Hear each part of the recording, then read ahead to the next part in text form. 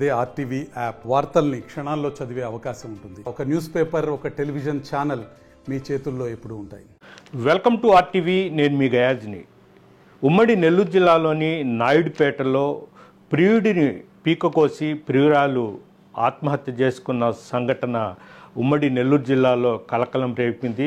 దీని మీద ఇప్పటికి కూడా సస్పెన్స్గానే ఉంది. ప్రస్తుతం నాయుడుపేట పోలీసులు అయితే దీని మీద విచారణ అయితే చేస్తున్నారు. ప్రస్తుతం దొరవారి సత్రం మండలంలోని కుప్పారెడ్డి పాలెంకు చెందిన సుబ్రహ్మణ్యంకు వివాహమై ఇద్దరు భార్య పిల్లలు కూడా ఉన్నారు. అదేవిధంగా అదే గ్రామానికి చెందిన శిరీషకు వివాహమై ఆమె భర్తను వదిలేసి ఒంటరిగా జీవనం సాగిస్తుంది. అయితే కొంతకాలం నుంచి సుబ్రహ్మణ్యంకు శిరీషాల మధ్య వివాహేతర సంబంధం ఏర్పడింది. దీని మీద ఇరు కుటుంబాల మధ్య పెద్ద ఎత్తున గొడవలు కూడా జరగడం జరిగింది. దీని మీద పోలీస్ స్టేషన్లో కూడా ఫిర్యాదులు చేసుకోవడం, అదేవిధంగా గ్రామ పెద్దలు ఇరు కుటుంబాలను కూర్చొని పెట్టి సర్ది చెప్పి పంచాయతీలు చేసినప్పటికి కూడా సుబ్రహ్మణ్యం శిరీష ఒకరు వదులుకోలేని పరిస్థితి అయితే ఏర్పడింది. ఈ నేపథ్యంలోనే ఇటీవల కాలంలో కూడా రెండు కుటుంబాలు కూడా గొడవపడ్డ సంఘటనలు కూడా జరిగాయి. అయితే గత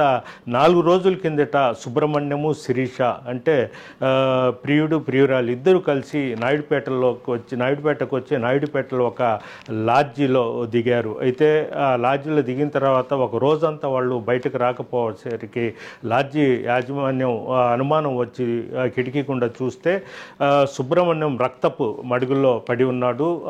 శిరీష మాత్రము తన చిన్నితో ఫ్యాన్కి ఉరేసుకొని వేలాడుతుండడం చూశారు. వెంటనే వాళ్ళు పోలీసులకు ఫిర్యాదు చేయడంతో పోలీసులు తలుపు పగలగొట్టి చూసేటప్పటికి సుబ్రహ్మణ్యం రక్తపు మడుగులో పడి ఉన్నాడు. పీక మొత్తం కోసేసి ఉన్నారు, అంటే లోపల నుంచి గడి వేసుకొని ఉన్నారు. అయితే పోలీసులో అనుమానం ఏంటంటే శిరీషే ప్రియుడిని పీక కోసేసి ఆ తర్వాత ఆమె తన చిన్నితో ఫ్యాన్కు ఉరివేసుకొని ఆత్మహత్య చేసుకున్నట్లు కూడా పోలీసులు అనుమానిస్తున్నారు.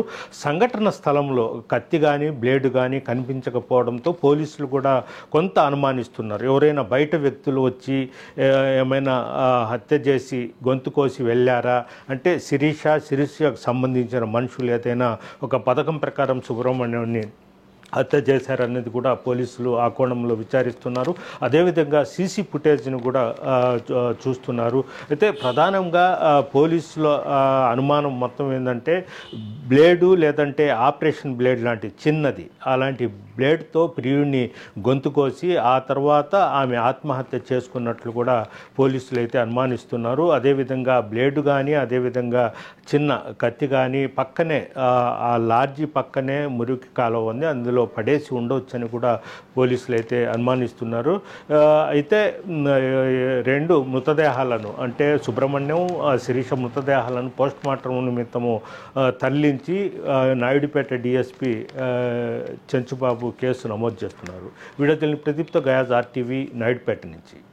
మరిన్ని వీడియోస్ కోసం ఛానల్ ని సబ్స్క్రైబ్ చేయండి. లేటెస్ట్ అప్డేట్స్ కోసం వాట్సాప్ ఛానల్ ని ఫాలో చేయండి. అండ్ లింక్ డిస్క్రిప్షన్ లో ఉంది.